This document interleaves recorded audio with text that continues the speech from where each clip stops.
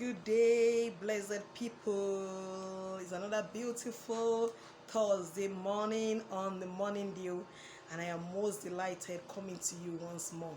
Of course, it's our usual practice to first give God all the glory for his mercies over us. We are grateful for that, dear Father.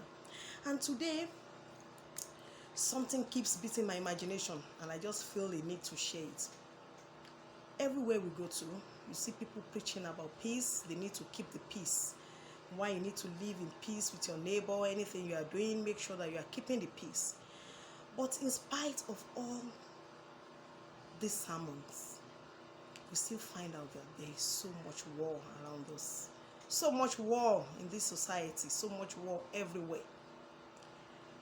All over the globe, war everywhere. There is war in the Middle East. There is a war between Russia and Ukraine.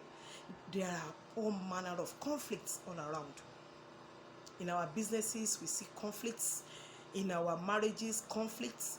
In our everyday, in our everyday, endeavors, you just find out that there is one crisis or the other. In our politics, crisis everywhere. In our economy, war everywhere. And I keep wondering, is it that people have lost touch with peace? Is it that people are choosing war over peace? I don't get it. Or something has just dropped in my mind and I feel I should share it.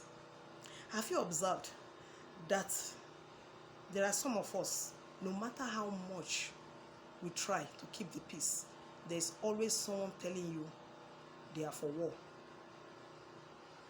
You're on your lane trying to keep the peace, that I don't want to enter into any crisis or conflict with anybody. I want to keep the peace. I want to be a good child of God. I want peace to reign all around me. But there are people out there who want to bring out the worst in you. In fact, they communicate every day to let you know that they are for war. And so you may have no option but to walk towards, asking God for wisdom to handle such people. And in fact, there might be times that you need to really go on your knees and say, Father, this is war. Prepare me for this war. Prepare me for this conflict. Prepare me for this crisis. What I'm trying to say this morning is that no matter how much you preach peace, there are people, there are situations that will keep calling for war, keep calling for conflict. And so this is the mindset I want us to always have. Even in the midst of war, in the midst of conflict, make sure that you are standing on the truth. Make sure that you are fighting from the standpoint of truth. Make sure that you are not fighting and you are not standing on falsehood in that conflict. Because it's only the truth that will stand forever. Nothing more. Only the truth will stand the test of time. Generations to come, truth will still remain what it is. So it doesn't matter for how long falsehood have thrived. It doesn't matter for how long falsehood has been making waves.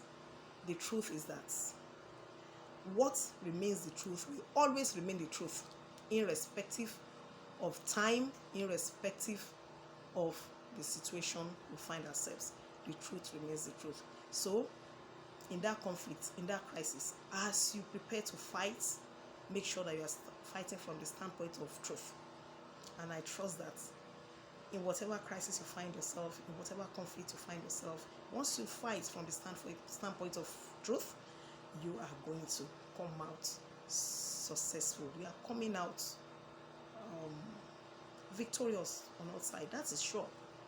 If there is anything that is sure, it's our victory. And so anytime I see conflicts, I see crisis, I am not scared. And so we should not fight those battles from the standpoint of fear. No. Remember that God has promised you that there is just one thing that will overcome that crisis, is your faith in God. So be full of faith, without which you cannot please God. Be full of faith. Always fight from the standpoint of the truth. And I trust God that God, in his mercies, will help us all through. God bless you. and remain truthful. Bye.